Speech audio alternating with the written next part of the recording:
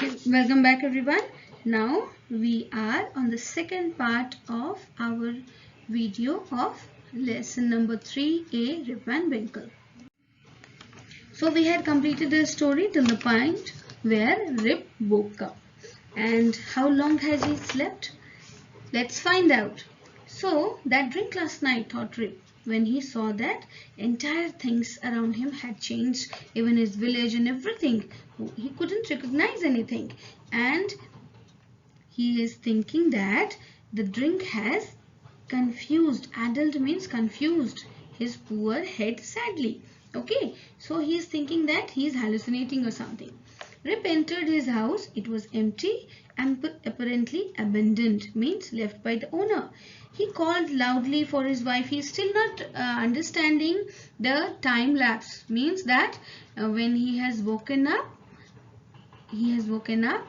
in his mind the next morning when he slept. But that's not the case. We will find out how long was he asleep soon. Okay, so he's calling for his wife and children, and there was no reply, nothing but silence. The villagers had gathered around him, but Rip could not recognize anyone. As he was not able to recognize the surrounding, the people also he was not able to recognize. At this moment, a young woman with a child in her arms pressed through the throng to take a look at him. And the child began to cry when he saw Rip's strange appearance.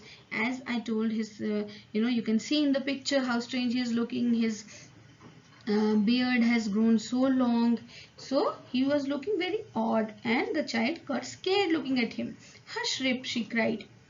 "The old man won't hurt you." The name of the child and the tone of his mother's voice awakened a train of recollection in Rip and Winkle's mind. What is a train of recollections? Memory is coming back. So the way that girl took the name, the tone, and the way she spoke, and the name Rip that was given to the child, that make Rip Van Winkle recognized her. "What's your name?" he asked. "Judith Garnier," the woman told. "And your father's name?" She told Rip Van Winkle.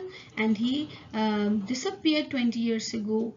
Since he went from home, nobody has heard of him since. His dog came back without him. I was then a little girl." "Where's your mother?" Rip asked. "Oh, she died some time ago." Rip caught his daughter and her child in his arms. "I'm your father, young Rip Van Winkle, once old Rip Van Winkle now." So he's telling that, "You remember me as young Rip Van Winkle, now I'm old Rip Van Winkle." "Sure enough, it's Rip Van Winkle. Welcome home again. Where have you been 20 long years?" said an old woman who had tottered along to see him. Now finally there was someone who could recognize him. And tottered is walked in a slow and unsteady way.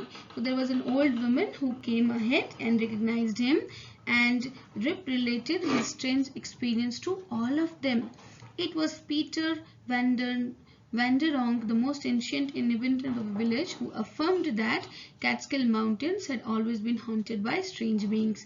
Now those strange looking men who were playing the nine pins were seen by few other people also, and it was confirmed by the most ancient inhabitant of the village, Peter Vanderdonk. Okay, and Rip's daughter, who was now married to a farmer, took her father home, where Rip lived happily. Now this story ends here. You can see the contrast and the irony of the lesson.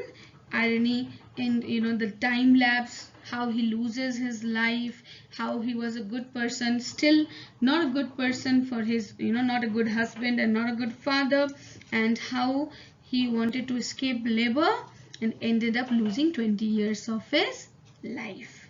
Yes, so life vanishes in moments. This lesson teaches you that if you are trying to escape, sometimes life also escapes you.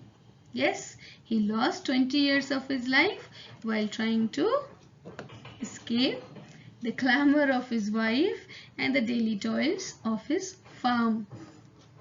He couldn't see his family growing, and he got old in his sleep.